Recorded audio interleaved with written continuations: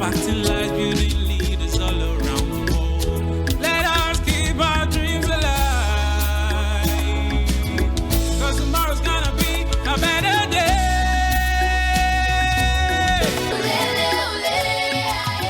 Hello everybody, good morning, good afternoon, good evening from whatever part of the world you're joining us today. My name is 𝐏𝐚𝐩𝐿 and I'm your host for the Kectil Wild Youth podcast today. We're joined by Edwin Ningal from Papua New Guinea, a youth who has been a Kectil colleague and is doing amazing work in the country, here to share with us a story about the status of the youth in their country. Welcome to the podcast, Edwin. Thank you, 𝐏𝐿. Great. It's a pleasure to have you here, and maybe to kick us off, tell us a brief. Who is Edwin Ningal? Hey, hello everyone. My name is Edwin Ningal. I'm 22 years old. I'm from Papua New Guinea. Papua New Guinea is a country in the Pacific, and I am a final year student at the University of Papua New Guinea studying demography and anthropology.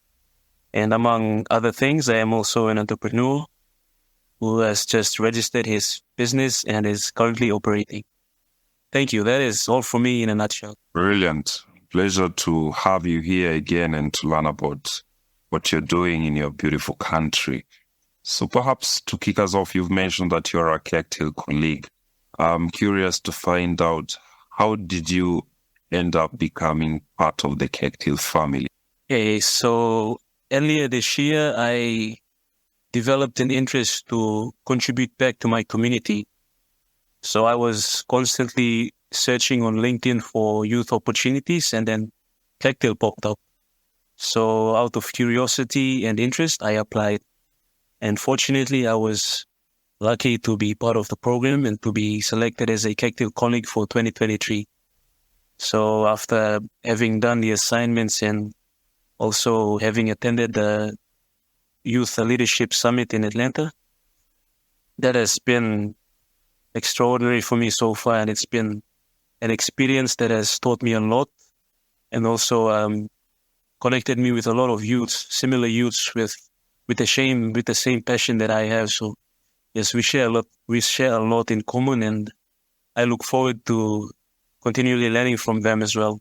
Amazing. You've mentioned the Atlanta Conference 2023. You must have performed exceptionally well for you to be selected to attend the in-person conference.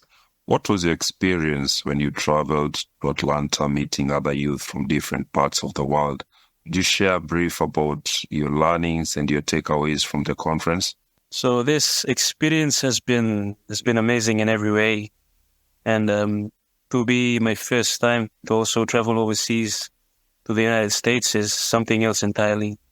And I'm not sure I can put it down into words, but that is something that will definitely live on with me for the rest of my life, yes. But for the experience from the conference, I can honestly say that I've learned a lot about the countries from the youths that have shared on behalf of their countries. It's one thing to see the news and or probably see stuff from the internet, and then it's another entirely to hear like first-hand insights from youths from that particular country. So yes, I've learned a lot of things. I've also learned that you can be very powerful when you're young, and you don't have to wait until you're older and then you can contribute much to your community or the world. But if you start young, you can leave a lasting impact as well. So one of the things I've picked out from the conference is that all of the developing countries have similar problems. And then it's the way that these problems are presented in our own various societies, it's quite different. But if you scope down and if you look at it closely, they're pretty much identical. And then the way in which we deal with those problems too, they also matter as well. So we have to address them like on a much more smaller scale. Or you have to, I think that's it. Yes, yeah, absolutely it does. And you've mentioned something interesting about the lessons that you learned about other countries. Do you think that attending the conference has helped you prepare enough or better to solve some of the challenges your country and the youth are facing? Oh, very much, yes. over the conference, over the space of the 5 days that I've attended the conference, like I said earlier, I saw that some of the problems that the youths were advocating on and they were sharing on, it's similar to the problems that I have back in my country as well. So some of the ways they have sort of handled the issues back in their own country have given me very innovative ideas to come back and then also deal and address problems back in my country. Not, I can't say exactly the way that they did, but probably incorporate new ways to handle issues back in my country. Right. Now, speaking about your country, perhaps a lot of people who are listening have never been to Papua New Guinea. Probably they've heard it, they've seen it on the internet, and they're just wondering, what does Papua New Guinea look like? So for a listener who has no idea about your country, would you give us a picture of what Papua New Guinea is like? Papua New Guinea is a culturally diverse country, and it's probably one of the most diverse countries in the world culturally. So it's a small island nation, and it's the largest island nation in the Pacific. And second to Australia, it's located south of Australia. And the country has 22 different provinces. We also have provinces that are located on the coast of Papua New Guinea and those that are located in the highlands of Papua New Guinea. Apart from that, Papua New Guinea has 850 plus different languages. Like, this is how much languages we have. And then also cultures and tribes. There's like 1,000 plus different distinct tribes and cultures. And we're a democratic country. We're a member of the Commonwealth Commonwealth. We're a member of the Commonwealth as well. So we recognize the King of England as the head of state. And then we have a parliamentarian system as well. Apart from that, that is all I can say about my country. And it's a beautiful country as well. So it's a country that is worth visiting if you do get the chance. How was life for you growing up in Papua New Guinea? Life growing up in Papua New Guinea, in a nutshell, I would say it was very rich. Like, coming from a culturally strong background and growing up, you taught values in life, and that is, I think, one of the most important things that all Papua New Guineans have. We have culturally we have values as well, and coming from a Christian background, Papua New Guinea is also a very Christian country. So yes, so I grew up back in the village. Life for me growing up is, I can't say much, but it's a special one. Yes. So, did you spend a large chunk of your life in the village, or you moved into the city partly? How did you end up joining the university? Okay, so I did most of my education in the village. I live in the village, but my school is located just 2 kilometers into the city or into the town. So I travel by bus back to school in Ford. So I did most of my education there, and then once I completed high school, I got selected to come into the capital and continue my university degree. So the capital is located in the southern region of the country. So I had to travel the only way to fly is by plane down to Port Moresby, which is the capital. After 4 years of studies, I've now completed my studies. Beautiful. And so now you're back in the village with your family? Oh no, I'm actually still in the city. I'll be traveling back home in December. Beautiful journey over there. So, Edwin, I understand that you've been doing some amazing work and research at the university. The other time when we were having a conversation, you had told me about the research you're doing on the effects of alcohol on the financial status of the youth in the university. And would you tell us a brief about that piece of work that you've been doing? Most definitely, yes. Okay, so my research is about the financial implications of alcohol on the university students of the students in the University of Papua New Guinea. which is the university where I am currently studying at. So my study basically sets out to find out some of the financial implications that are not only faced by students, but also parents and guardians and other people that financially support students who are studying in universities. So after I carried out my study, I selected 6 students from each of the different schools. So in the University of Papua New Guinea, we have 6 different schools. The first one being the School of Business and Public Policy. The second one is School of Humanities and Social Sciences. The third one is School of Natural and Physical Sciences. The fourth one, is the School of Health Medicine and Health Sciences. And the final one is School or Open College. So yes, my research was inclusive of all of the 5 schools, of students from these 5 schools. So I carried out my focus group study, and then I selected each of the students from the respective schools, as well as shared a questionnaire online that was answered by students. And I got some very interesting feedbacks. And some of the key things that I've picked out from my research is that 90% of the students come from rural communities. So their parents and their guardians are mostly subsistence farmers, and they do not earn a formal living, but they're mostly engaged in the informal sector.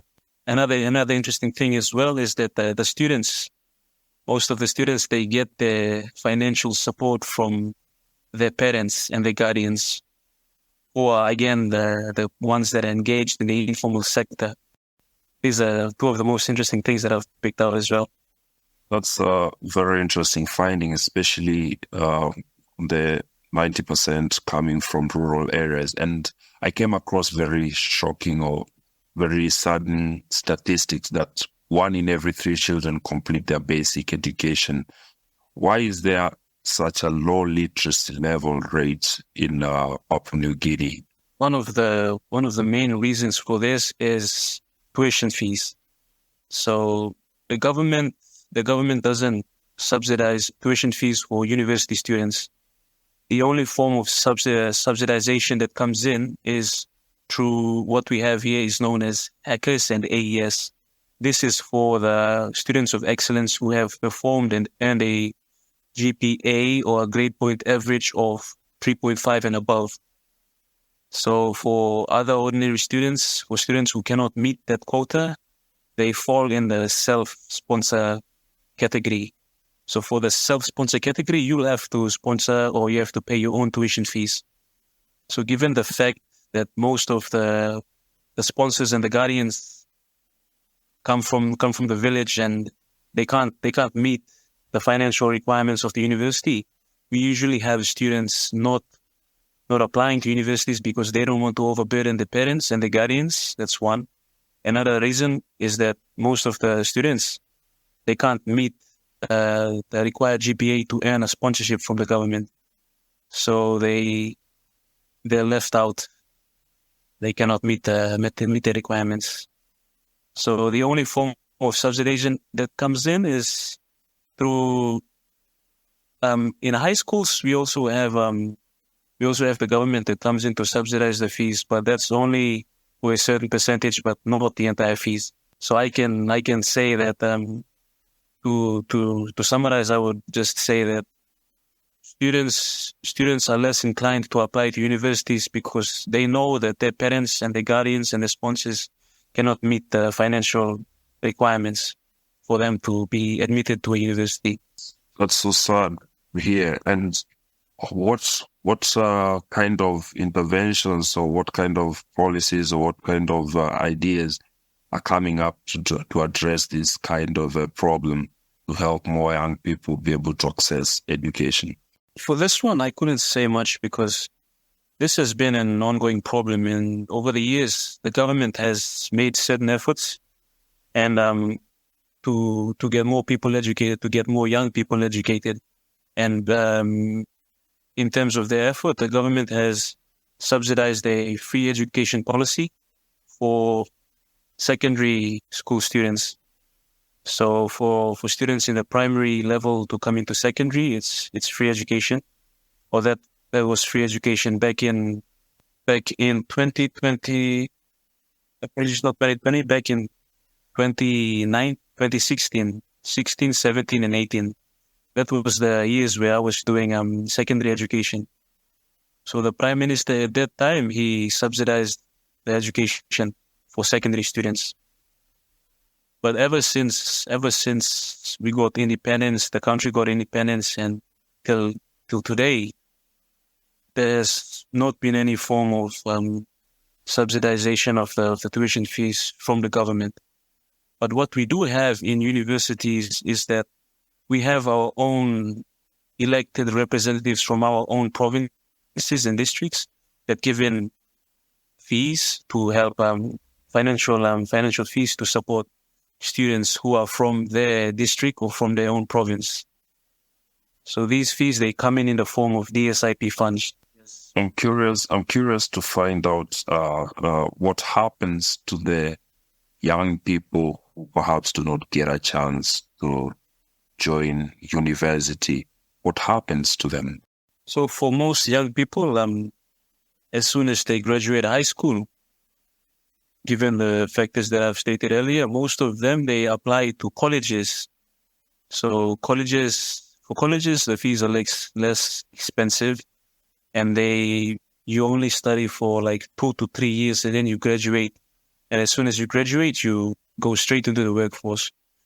So in PNG, it is a norm that majority of the high school leavers, as soon as they graduate, they apply to teachers and nursing colleges all throughout the country. And since PNG has a need for a lot of public servants like teachers and police officers and nurses, we usually tend to have a lot of grade 12 or high school leavers to apply to these colleges. So that's why you'll find most of the young people are either in teaching colleges or nursing colleges compared to universities. Are these colleges owned by the state or they are private colleges? Most of the colleges are owned by the state. Only a few are run by the church or churches, which is the Catholic and the Lutheran Church. Now, let's go back to your research. You're trying to find out the financial implication of alcohol use. And my understanding is that there's a lot of drug use, perhaps amongst the youth and in universities. Why are young people engaging in a lot of alcohol consumption, and what other forms of drugs did you find out being used? Okay, well, it's interesting you should ask that because I asked a similar question in my questionnaire. So most of the respondents, they answered by saying their reason of alcohol consumption was purely to relax and self-medicate. And this is usually used as a way to deal with stress. So that is the main reason that I've picked out from my survey and my research, is to deal with the stress. And are these issues, the issues that they are trying to self-medicate and address, are they societal issues, or they're majorly family issues, or what was the large chunk of the problem that they're trying to address? I did not specify, or they did not specify, but most of them said that it was related to academia, which is, they have to deal with a lot of work and a lot of deadlines. So it was used as a way to suppress or deal with the stress levels, and then also save them from depression, as one put it. The flip side of these, we've seen that is the negative side of what young people are engaged in. Tell us about the positive things that are happening amongst young people in the universities. Are there a lot of young people contributing to solving societal problems or nurturing innovations in Papua New Guinea? Do you have any examples that you could share? Oh, yes, very much. So yes, we do have a lot of youths that are also engaged in many many positive initiatives as well. So a very good example I would share with everyone today is that just recently, 3 weeks ago, we had a group of students in our chemistry department in the university. So the team was made up of a girl and 4 boys. So these students, they came together and then they invented a way to extract nutrients from fruits, and then to convert that nutrients into liquid, and then to bottle it up and sell it in the form of a bottle, like a bottle of water. But this was a bottle of all the nutrients that they've extracted from fruits, and then they've turned it into an energy can or something like that. Yes. So it's a new innovation that no one has done ever, attempted before. And we recently had an annual event that happens every year at the university, and that event is called I forgot the name of the event, but it was an event where people would come and they would pitch their business ideas, and then investors would also come to listen to them and then probably invest in those ideas.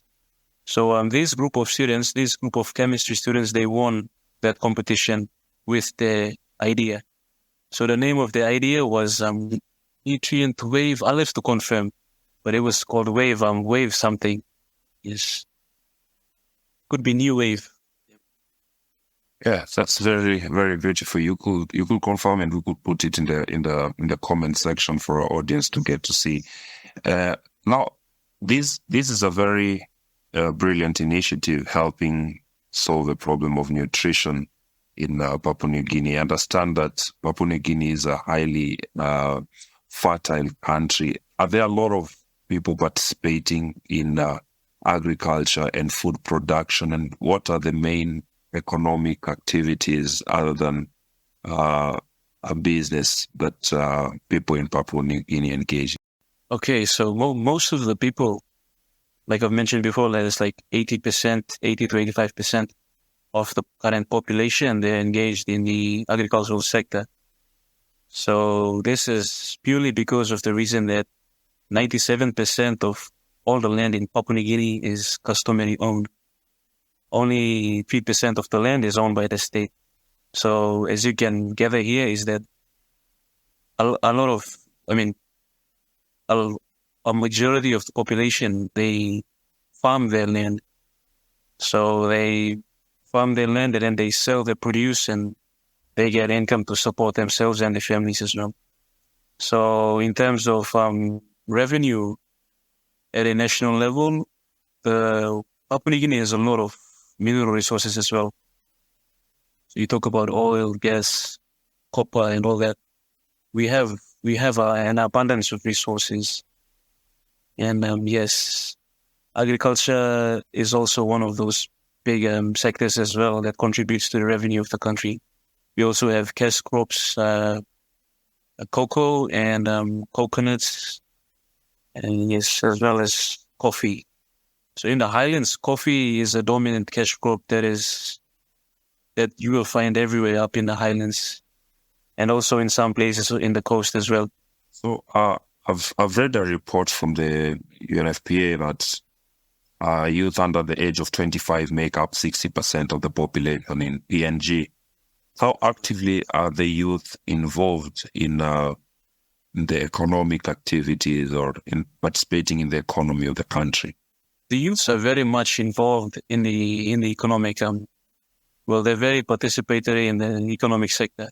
But the only problem is that a bulk of them they're in the informal sector.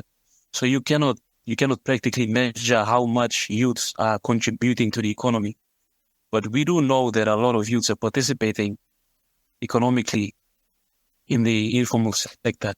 So that is still a problem, and it's a study gap that we also do need to find out ourselves. So that may be one of my next research. Do you have a problem of dependency? Do you have a large population of young people who are highly dependent on the older people, or do you have a large population of old people who are dependent on young people? I would not be too sure to answer that question. But what I can say is that we do have a high a large young population, and also a big demographic dividend. So yes, a lot of young people also support their families, and they look for ways to support their families. It's just there's a limited number of people who are in the working class, and these are the ones who are also supporting their families. So to say which one is contributing more and which group is more dependent on which group, I would not be too sure to answer that question. Yeah, maybe you could give us a brief about what are some of the social and economic challenges that are preventing the youth from flourishing and making bigger positive contributions to the society? Okay, so for that one, most of the youths they lack trade skills, and yes, they lack trade skills. So like practical skills, you talk about carpentry or mechanics or all that, they're not properly trained enough. Like there's not a lot of efforts that the government is making to equip youths with very practical skills, because only a few, again, our education system here is similar to that of a bottleneck system. So we have a lot of people, we have a lot of young people at the base, and then coming up, there's only a few going into universities and tertiary institutions, and then almost 80% of that population, they go back to the villages, and then they engage in the informal sector. So in terms of skills, I would say that the government still needs to put in more effort to equip skills with skills that would probably help them generate an income and make a living for themselves. Because Papua New Guinea youth employment is another big problem that we're currently dealing with. And every year we get in like 30 to 40 plus thousand graduates from high schools. And then only 1/10 of the population goes into universities and tertiary institutions. And the rest, they go back to the villages and their homes. So yes, the government, I would say, is not doing enough in terms of skills development for young people, especially. You have a lot of young people living in the villages than in the city. Yes, but the new trend that has been the new trend for the past decade is that a lot of young people are migrating into urban centers and urban cities to look for opportunities, job opportunities, and some they engage in the informal sector. So they see that there's a lot of opportunities in urban centers compared to the rural areas. So because of this, they have been migrating into cities. And that has been the trend over the last. What is it that they engage in this informal sector? What kind of trade and business or activities do they engage in the economic informal sector? It's mostly marketing. They buy and sell things. It can be anything. It can be from food, vegetables, and even clothes and stuff. So they buy stuff from the store. They buy things from the store and then they resell it again. And then these also come in the form of street vending as well. So street vending is quite common in the capital centers of Papua New Guinea, especially in Port Moresby. And I'm just curious to find out, are there a lot of young people who are participating and being engaged in addressing the issues that they are facing, trying to provide solutions, either at the policy level or maybe at the project level, or something practical that is happening, being led and championed by young people or a young person to address these problems? Yes. There's a few at the moment. And recently, a recent development that has happened in Papua New Guinea and at the University of Papua New Guinea is that the Commonwealth Youth Association, in a partnership, they have established a national students' union with 5 different universities from Papua New Guinea.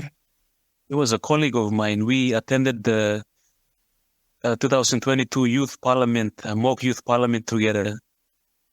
Wow, amazing! And he's written a book. I saw that he wrote a book on his phone, and he wanted to be a lawyer. He couldn't be a lawyer, but later on he became a civil education activist. Great. Would you tell us about the work that he's doing amongst the youth and the impact that he has managed to achieve? Yes, I couldn't cover everything, but probably we could try set up a meeting with him as well. I have his contact. I can definitely hook you up with him. Yeah, that would be great. But just in a nutshell, for the listeners to understand his work right now, because I think the world would like to know about the work he's been doing, especially with helping young people participate in politics and elections. Okay, yes. So, all right. Well, I don't know where to start. So where should I start? Or what should I say?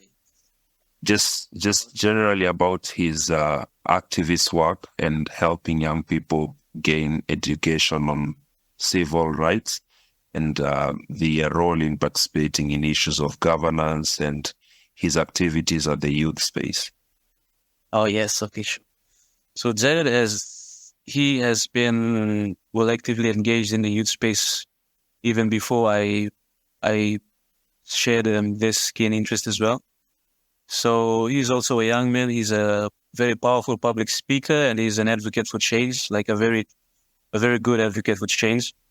And he's currently studying at the University of Technology in Lae, which is another admin center in Papua New Guinea. So yes, he's an author as well. So he's written, I think, 2 books, I'd say. Yeah. Or he's probably working on the second one. So yes, Jared. Let's see. You have a lot of young people who have difficulty engaging in civil causes or advocating for proper election and engaging in community activities. There's a handful.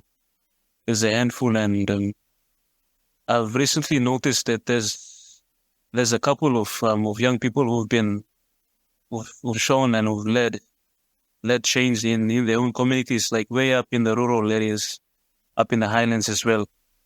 So recently I read about this guy who secured some funding from UNDP, and then he developed a classroom and a community center for youths, and not just youths, but also people back at his local community as an education center. Sorry, I can't hear you. Okay, I'll go again. So yes, there's a couple of youths that are starting to come out and grasp change in their communities as well. And one particular fellow is a man from Chimbu province. That is the same province where I come from. So what he did was he secured some funding from UNDP, And then his project, he worked on a education literacy center for youths and old people back in his community. So he created a center where young people and old people could come together and they could discuss issues and also share knowledge and share information, and also try to fill in that generational gap between young people and the elderly group. So that is an amazing thing that he has done, and I've also read it over, I think, last month. Yes. So yes, a number of youths are starting to lead change in their own respective communities, and then it's really nice to see youths like back in the local rural areas doing that and leading the change compared to those in the cities and the urban centers. Amazing. Now, let's talk about some of the challenges that perhaps are evident, considering you've mentioned unemployment, you've mentioned that large population do not have access to education. It's a challenge. It's pertinent that the issues of crime have to come in place. What is the status of security? What is the security situation in Papua New Guinea? And what are the crime rates, especially opportunistic and petty crimes within the cities? The crime rates in the city, I can't give a figure right now, I'm sure, but the crime rates in the city are far more increasingly high than compared to the rural centers. So this is because we have a lot of people coming in from the rural centers. They're migrating into the city, and when they look for employment and they don't find employment, and when they don't find employment, they resort to criminalistic activities and behaviors. And this is why there's a much higher crime rate in the cities compared to the rural areas. And perhaps tell us about the political situation in Papua New Guinea. How are the election cycles, and normally what is the current situation of politics and issues of governance in your country? Okay, in terms of politics, we have elections every 5 years. So over the elections, we elect our MPs, representatives from our district, and the regional or the provincial representative as well. So for the provincial representatives, it's the governor. The governor is the representative of the province, and then for the districts, we have members who are represented, who are mandated by the people to represent them in the parliament. So currently there's 111 seats at the parliament. So that is comprised of regional and open seats, which is for provinces and districts. So yes, we have elections every 5 years, and the election system itself has been a very big issue, and this issue has been ongoing for the past, ever since independence, I would say. So people often, and I'll say this. So there's one of the problems that we have is there's not a criteria that candidates have to meet in order to contest for the elections.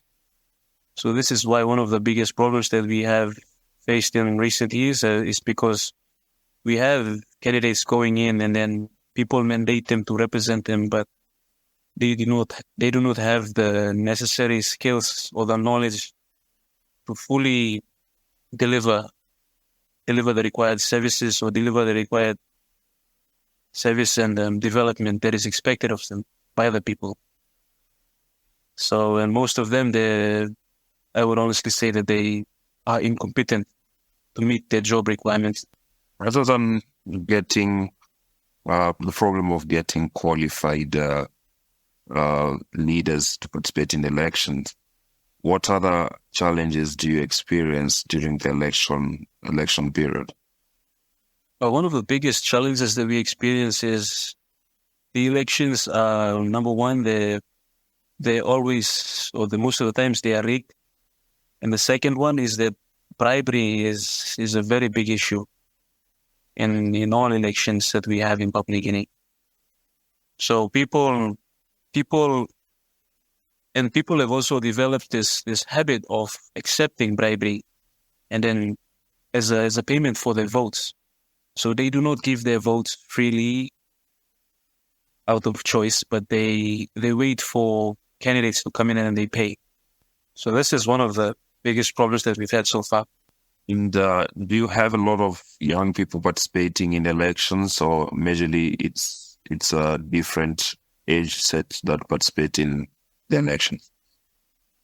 Oh yes, mostly it's the young people, especially back in rural communities as well. And what's the participation in terms of people who are being elected? What's the participation of young people in electoral positions? Would you repeat that question, please? What's the level of participation of young people in electoral positions? In electoral positions, I would say not, like, they do not contest, but they do contest for office or run for office. But the thing is that in Papua New Guinea, we have people who are like highly established in terms of they have the money to run for elections, and money is it's probably one of the biggest indicators of people who want to run for elections. So you may have the leadership skills and all that, but you may have the leadership skills and the ability to lead, but if you do not have the money, then you can't win elections. Like, you have to, as I mentioned earlier, you have to pay for votes. This is the system that has been in the country for the past, or for the recent years. Yep. That's a very sad thing to learn, because it limits the level of youth participating in elections. Is it something that breeds corruption? And tell us about the levels of corruption and any examples that you have recent from your country. Sorry, Wycliffe, could you repeat that question? Sorry. So you've mentioned that money is a key factor in participating in elections, and that ensures that most of people who do not have money do not participate. There's an issue of bribery as well. So does it fuel corruption in your country? And would you tell us a little bit more if there are any other examples or cases of corruption that are recent in your country? The corruption is evidently found in all levels of our election system, and even in our governance system as well. Like, right at the very beginning of the election process, to the very top level of the government system. So this comes in many different forms. Like, to get into power, you have to use money, and money is one of the biggest layers of getting power and all that. And then also, when you get into power and get into the office as well, you have to pay money to maintain and keep your position as well. Are there any evident examples or cases of corruption that have happened that you would like to share? Okay, for corruption, one thing about corruption in Papua New Guinea that I should tell you is that we see it, and it's evident. Like, everyone sees corruption happening, but the only problem is that no one speaks up to it, or no one blows the whistle. And this is because everyone tends to turn a blind eye. Why? Why do everyone turn a blind eye? Is it risky? Yes. It's also very risky as well. It can be a matter of life and death. Are there examples or cases that you could share? I mean, if it's sensitive for you not to share, it's okay. But if there's any example that you'd like to share. Okay, I'll give you an example, and you can look into it later as well. This is a recent development that has happened. It's the Paraka case that we recently had. So this resulted in misappropriation of funds. The amount, it's like 150 million 𝐏𝐚𝐻 in funds that have been misappropriated, and they've sort of covered it up. And just recently, this guy, I forgot his name, he's now in Australia. He blew the whistle on one of the most established businessmen in Papua New Guinea. His name is Paul Paraka, and he, among his other enterprises, he has a law firm as well as among other things. Yes, but yeah, he currently he's now serving his sentence in jail. So he'll be in jail for 20 years. Yes, that is an example, but you could look into it. I do not have the details for that, but that is something that you can look into it as well. Yeah, I guess our viewers will get a chance to have a look at that later on. But considering the time, I'd like us to go into the concluding part of the podcast, and perhaps you could give us a parting short message to the world, people who are listening to you at the moment. What would you like to share as a message to the youth all over the world, considering your experiences as a young leader in a country facing such kind of challenges? What message do you have to the world? Okay, my message to the world is to start being the change you want to see in the world. Like for myself personally, I grew up thinking that the amount of change that I would contribute into my society or my community would come only after I've reached a certain age, or only after I've established myself well in society, or only after I graduate. But I've lately realized that you can start being the change you want to see in the world by starting like today, with the energy and with the enthusiasm and with the spirit that you have. You can definitely contribute back to your community. It may be in small ways, but change comes in small ways, and then it builds on from there, and then it adds up. So small progress is progress, regardless of its size. So yes, that is all I can say for today, and thank you all so much for listening. Thank you so much, Edwin, for joining us in the podcast, and we really appreciate your time and sharing so much learning experiences about your country. We're looking forward to learning more in the future, and I'm wishing you all the best in your studies and in your business as well. Keep it up at it. Thank you so much. Thank you so much, Kectil. Thank you for having me. Thank you, everyone. Thank you.